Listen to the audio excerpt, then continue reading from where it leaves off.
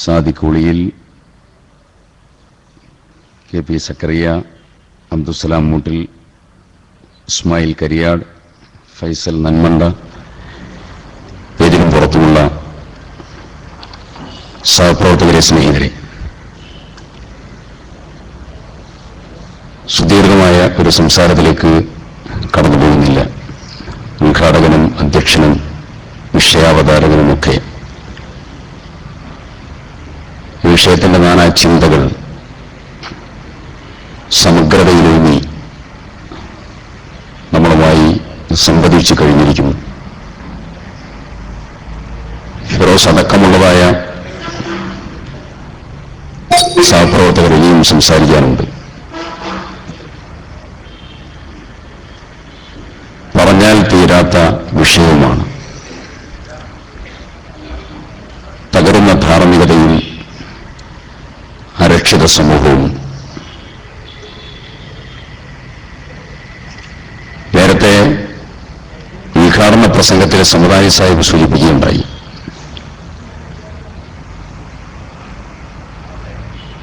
Indian പൊതുസമൂഹത്തിൽ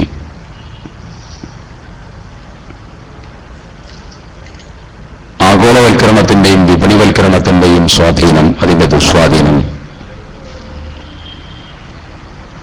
വലിയ അളവിൽ മനുഷ്യന്റെ വ്യക്തിപരമായിട്ടുള്ള ധാർമ്മികതയെയും അവന്റെ മൂല്യസമ്പത്തിനെയും വളരെ ഗൗരവതരമായി ബാധിച്ചിരിക്കുന്നു എന്നുള്ളത്. അതുതന്നെയാണ് ഇവിടുത്തെ പ്രശ്നം.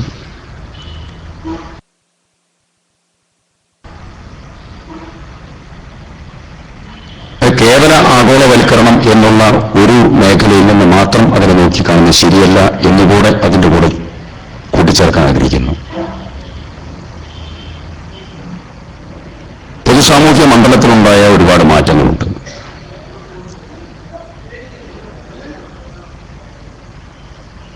ആധുനിക സാങ്കേതിക വിദ്യയുടെ വലിയ കടന്നുകയറ്റുണ്ട്.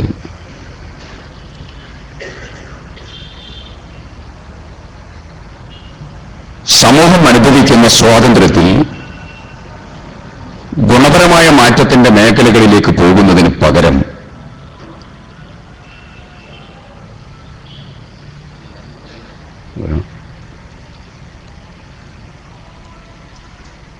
അതിന് നെഗറ്റീവ് എനർജിയുടെ മേഖലകളിലേക്ക് കൊണ്ടുപോയതിന്റെ പരിണത ഫലവുമുണ്ട്.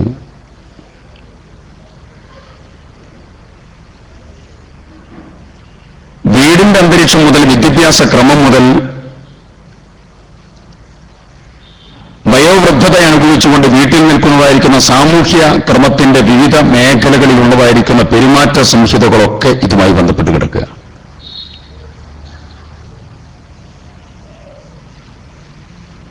പണ്ടുകാലത്ത് ലിഖിതമായിട്ടുള്ള രൂപമല്ലായിരുന്നുവെങ്കിലും അതിന് അലിഖിതമായിട്ടുള്ള ഒരു സംവേദനക്ഷമതയും അതിനൊരു സമീപനവും ഉണ്ടായിരുന്നു.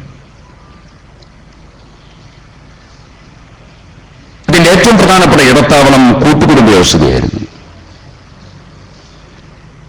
ആ കൂട്ടുകുടുംബ വ്യവസ്ഥയിൽ നിന്ന് നമ്മൾ അണുകുടുംബത്തിലേക്ക് പലായനം ചെയ്തപ്പോ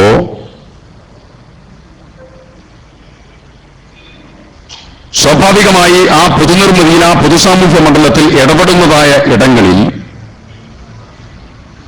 കാരുണ്യത്തിന്റെയും സ്നേഹത്തിന്റെയും കരസ്പർശമുള്ളതായ വയോവാർദ്ധക്യത്തിന്റെ കരുതലുകളും തടവലുകളും നമ്മുടെ വീടിന്റെ അകത്തളങ്ങളിൽ നിന്ന് പിന്മാറിപ്പോയി എന്നുള്ളതാണ് ഏറ്റവും പ്രധാനപ്പെട്ട ദുര്യോഗം.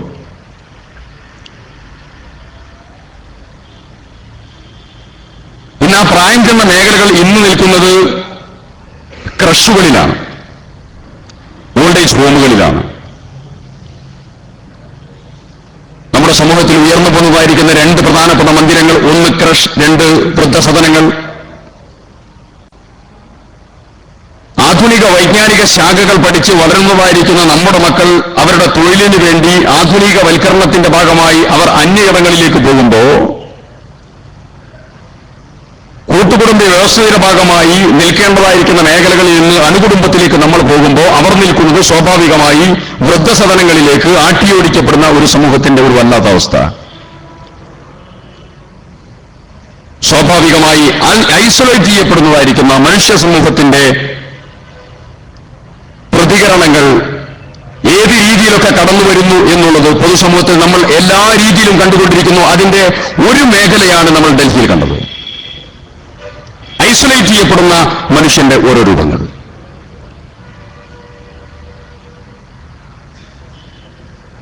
ഡൽഹിയിലെ സ്കൂൾ ബസ്സുകളിലും ഇതര ബസ്സുകളിലുമൊക്കെ രാത്രിയിൽ ബസ്സുകൾ നിർത്തിക്കഴിഞ്ഞാൽ അവിടെ നടക്കുന്നത് ലൈറ്റുകൾ ഓഫ് ചെയ്ത് വാതിലുകൾ അടച്ചതിന് ശേഷം അതിൽ നടക്കുന്നത് മദ്യപാനവും അതുപോലെ ചില പ്രത്യേക സീഡികൾ കാണലാണ് എന്ന് പരിശോധനയിൽ നമ്മൾ വായിച്ചു.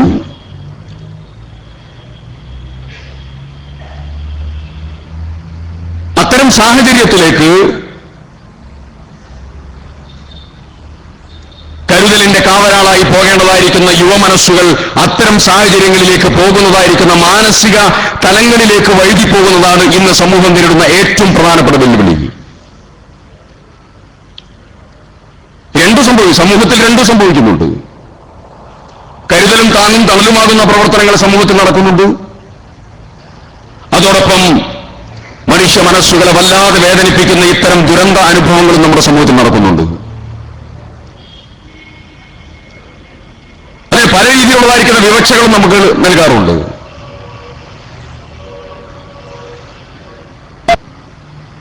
പക്ഷെ മനുഷ്യ മനസ്സിലുണ്ടാകേണ്ടതായിരിക്കുന്ന ആർദ്രതയും മനുഷ്യ മനസ്സിലുണ്ടാകേണ്ടത് ധാർമ്മികതയും മനുഷ്യ മനസ്സിലുണ്ടാകേണ്ടതായിരിക്കുന്ന മൂല്യബോധവും നഷ്ടപ്പെടുന്നു എന്നുള്ളതാണ് ഇതിലെ ഏറ്റവും പ്രധാനപ്പെട്ട കാതൽ.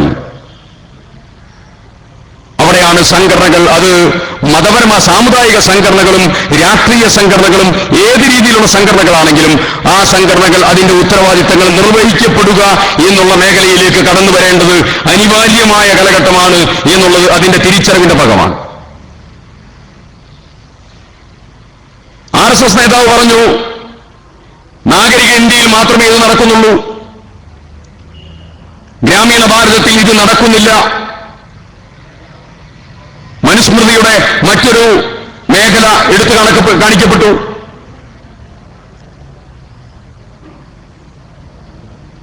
വിവിധ തലങ്ങളിൽ സ്ത്രീകളെ സംരക്ഷിക്കപ്പെടണം എന്നുള്ളതായിരിക്കുന്ന മനുസ്മൃതിയുടെ വാചകങ്ങൾ ഉയർത്തിപ്പിടിക്കുന്ന ആശയഗതിക്കാർ നാഗരിക ഇന്ത്യയിലായാലും ഈ രാജ്യത്തിന്റെ ഇതര ഗ്രാമീണ മേഖലകളിലായാലും ഇതെല്ലാ മേഖലകളിലും നടന്നുകൊണ്ടിരിക്കുന്നു എന്നുള്ളതാണ് ഇതിന്റെ ഏറ്റവും പ്രധാനപ്പെട്ട ഭാഗം. നേരത്തെ അവിടെ സൂചിപ്പിക്കപ്പെട്ടല്ലോ, കുട്ടികളുടെ സംഭവം അടക്കം ഇത് മുഴുവൻ സംഭവിക്കപ്പെടുന്നത് ഈ രാജ്യത്തിന്റെ വിവിധ മേഖലകളിലാണ്. അതിന് നാഗരികതയെന്നോ അതിന് ഗ്രാമീണമെന്നോ വിവക്ഷിച്ചുകൊണ്ട് വർഗീകരിച്ച് നോക്കിയാൽ അതിൽ ഒരുപക്ഷെ ഏറ്റവും കൂടുതൽ തുലനം കിട്ടുക നാഗരികതയ്ക്കാണെങ്കിലും ഗ്രാമീണ ഭാരതത്തിന്റെ ചിത്രം വ്യത്യസ്തമല്ല.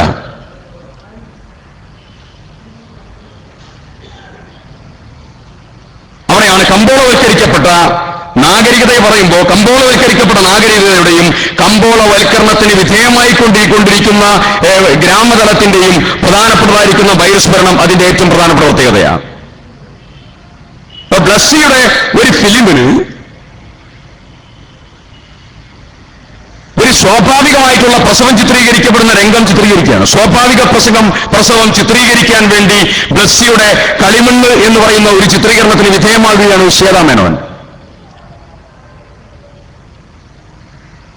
ഒരു ഭാഗത്ത് സ്ത്രീ ഈ രാജ്യത്തിന്റെ പൊതുസാമൂഹ്യ മണ്ഡലത്തിൽ അധിക്ഷേപിക്കപ്പെടുമ്പോ ഈ രീതിയിലുള്ള പ്രവർത്തനങ്ങൾക്ക് വിധേയമാക്കപ്പെടുമ്പോ മറുഭാഗത്ത് സ്ത്രീ ഈ രാജ്യത്തെ കമ്പോളവൽക്കരിക്കപ്പെടുന്നതിന്റെ ഏറ്റവും വലിയ നായകത്വം വഹിക്കുന്ന ചിത്രവും ഈ രാജ്യത്തുണ്ട്. ആ ബ്ലസ്സിയുടെ ചിത്രീകരണത്തിന് വിധേയമാകുമ്പോ ഒരു കുട്ടിക്ക് ജനിക്കാവുന്നതായിരിക്കുന്ന കുട്ടിക്കുണ്ടാകേണ്ടതായിരിക്കുന്ന അവകാശങ്ങളെ ബോധവൽക്കരിക്കപ്പെടേണ്ടതായിരിക്കുന്ന പൊതുസാമൂഹ്യ മണ്ഡലത്തിലേക്ക് അതിനെക്കുറിച്ച് ഒരു അക്ഷരം പറയാതെ അവിടെ സന്നിവേശിക്കപ്പെടുന്ന സംവേദനം ചെയ്യപ്പെടുന്ന പ്രധാനപ്പെട്ടതായിരിക്കുന്ന താരമൂല്യത്തിന്റെ പ്രശോഭിതമായിരിക്കുന്ന അംശത്തോടുകൂടി സംവേദനം ചെയ്യുന്നത് എനിക്കിതിന് അവകാശമുണ്ട് എന്നുള്ളതാണ്. അങ്ങനെയെങ്കിൽ ഒരു ക്രൈം രംഗം, ഒരാളെ കുത്തിക്കൊല്ലുന്ന രംഗം ചിത്രീകരിക്കണമെങ്കിൽ അതിന്റെ സ്വാഭാവികത കിട്ടാൻ ഒരാളെ കുത്തിക്കൊല്ലുമോ? ഇവിടെയെല്ലാം കമ്പോളവൽക്കരിക്കപ്പെടുകയാണ്. ആ കമ്പോളവൽക്കരണത്തിന്റെ ഭാഗമായി സ്ത്രീയുടെ ഏറ്റവും വലിയ സ്വകാര്യത, അവരുടെ പ്രസവം പോലും ആ ഒരു രീതിയിലേക്ക് കൺവേർട്ട് ചെയ്യപ്പെടുന്നതായ ഗൗരവതരമായ സാഹചര്യം നമ്മുടെ പൊതുസമൂഹത്തിൽ നമ്മൾ കണ്ടുകൊണ്ടിരിക്കുന്നു. അങ്ങനെയെല്ലാം ഒരു ഭാഗത്ത് സ്ത്രീകൾക്ക് മാന്യമായി ഈ രാജ്യത്ത് 65 വർഷം കഴിഞ്ഞ ഈ രാജ്യം സ്വാതന്ത്ര്യ സമ്പാദനത്തിന് ശേഷം ഈ രാഷ്ട്രീയത്തിന്റെ മറ്റംശങ്ങളൊന്നുമില്ല. രാജ്യത്ത് എല്ലാ സന്ദർഭത്തിലും ക്രിമിനലുകൾ ഉണ്ടായിട്ടുണ്ട്. രാജ്യത്തിന്റെ രാഷ്ട്രപിതാവിനെ കൊന്നതായിരിക്കുന്ന ക്രിമിനലുകൾ അടക്കം. ആ ക്രിമിനലുകൾ ഒരു അർദ്ധരാത്രി ഒരു പെൺകുട്ടിക്ക് സ്വന്തമായി നടന്നു പോകാൻ ശേഷിയില്ലാത്ത രാജ്യമാണ് ഈ രാജ്യം എന്ന് വരുത്തി തീർക്കത്തക്ക രീതിയിലുള്ള ഒരു വലിയ പ്രയാസകരമായ സാഹചര്യം ഈ രാജ്യത്തുണ്ടായി. അതിന്റെ പ്രക്ഷോഭത്തോടും അതിന്റെ അലയൊലികളോടും വ്യത്യസ്തമായിട്ടുള്ള അഭിപ്രായങ്ങളും രൂപീകരണവും ഒക്കെ ഉണ്ടാവും. പക്ഷേ സ്ത്രീത്വത്തെ സംരക്ഷിക്കുകയും അഭിമാനകരമായി അവർക്ക് ജീവിക്കാൻ കഴിയുന്ന സാഹചര്യങ്ങൾ ഉണ്ടാക്കാൻ ആവശ്യമായ ശക്തമായ നിയമനിർമ്മാണങ്ങളെക്കുറിച്ച് ജസ്റ്റിസ് വർമ്മ കമ്മീഷന്റെ അടക്കമുള്ള നിഗമനങ്ങളിലേക്ക് ഈ രാജ്യം കടന്നു പോകുമ്പോൾ അതിന്റെ ഏറ്റവും പ്രധാനപ്പെട്ട മേഖല ധാർമ്മികത നഷ്ടപ്പെടുന്ന പൊതുസാമൂഹ്യ മേഖലയുടെ വല്ലാത്ത ഒരു ഇകഴുന്നതായിരിക്കുന്ന മനസ്ഥിതിയാണ് എന്ന് പറയാതിരിക്കാൻ വയ്യ. അവിടെയാണ് തിരിച്ചറിവ് വേണ്ടത്, അവിടെയാണ് ഉന്നമനം വേണ്ടത്, അവിടെയാണ് സാംസ്കാരിക മൂല്യബോധത്തിലേക്കുള്ളതായിരിക്കുന്ന പൊതുസാമൂഹ്യ മണ്ഡലത്തിന്റെ തിരിച്ചുവരവ് കടന്നു വരേണ്ടത്. അവിടെയാണ് ISM പോലെയുള്ള സംഘടനകൾ അതിന്റെ ഏറ്റവും വലിയ അതിബൃഹത്തായ ഉത്തരവാദിത്വം ഏറ്റെടുത്തുകൊണ്ട് മുന്നോട്ട് പോകുന്നത്. മുസ്ലിം സംഘടനകളിൽ എണ്ണിയാലൊടുങ്ങാത്ത സംഘടനകളുണ്ട് നമ്മുടെ മേഖലകളിൽ. ആ എണ്ണിയാലൊടുങ്ങാത്ത സംഘടനകളിൽ ഈ പ്രമേയം ഉയർത്തിപ്പിടിച്ച് അതിന്റെ ഗൗരവതരമായ ചർച്ചകൾക്ക് ഇവിടെ തിരികൊളുത്തുകയാണ്. ഈ ചർച്ച അതിന്റെ പൂർണ്ണതയിലേക്ക് എത്തിപ്പെടണം എന്ന് നമ്മൾ വല്ലാതെ ആഗ്രഹിക്കുന്നു. രാഷ്ട്രീയത്തിന്റെ അതിർവരമ്പുകൾക്കൊപ്പുറം ഈ വിഷയം സമാനമായിട്ടുള്ള വിഷയങ്ങളിൽ ഈ രാജ്യത്തിന്റെ പൊതുധാരക്കനുസരിച്ച് രാജ്യത്തെ യുവത്വത്തെ സംസ്കരിച്ചെടുക്കാൻ ഇതിലേറ്റവും രസകരമായ പാർട്ട് നേരത്തെ പറഞ്ഞ മദ്യത്തിന്റെ പാർട്ടാണ്. ഞാൻ അത് പറഞ്ഞുകൊണ്ട് അവസാനിപ്പിക്കുക. ഒരൊറ്റ വാക്ക്. ഈ രാജ്യത്തിന്റെ ഈ സ്റ്റേറ്റിന്റെ മദ്യത്തിൽ നിന്നുള്ള കോർപ്പസ് ഏകദേശം 5000 കോടിയോളാണ്. പക്ഷേ മദ്യവർജനത്തിന് വേണ്ടി ഈ സ്റ്റേറ്റ് ചെലവഴിച്ചിരുന്ന കഴിഞ്ഞ വർഷം വരെയുള്ള തുക പെർ ഇയർ 20 lakhs ആണ്. നിങ്ങൾ ആലോചിച്ച് നോക്കി. 20 ലക്ഷം ഒരു വർഷം ഈ സ്റ്റേറ്റ് മുഴുവൻ മദ്യം കുടിക്കരുത് എന്ന് പറയാൻ ഈ സ്റ്റേറ്റ് ചെലവഴിക്കുന്ന തുകയാണ്. ഇപ്പോ അത് 2 കോടിയാക്കി മാറ്റി. മതിയോ? മദ്യമാണ് ഇതിന്റെ ഏറ്റവും പ്രധാനപ്പെട്ട ഭാഗം കൈകാര്യം ചെയ്യുന്നത്. ഇവിടെയൊക്കെ യുവജന സംഘടനകൾക്ക് അതിൻ്റെതായിരിക്കുന്ന ഉത്തരവാദിത്തങ്ങൾ, രാഷ്ട്രീയ സംഘടനകൾക്ക്, സാമുദായിക സംഘടനകൾക്ക് അതിൻ്റെതായിരിക്കുന്ന ഉത്തരവാദിത്തങ്ങൾ നിർവഹിക്കാൻ സാധിക്കും.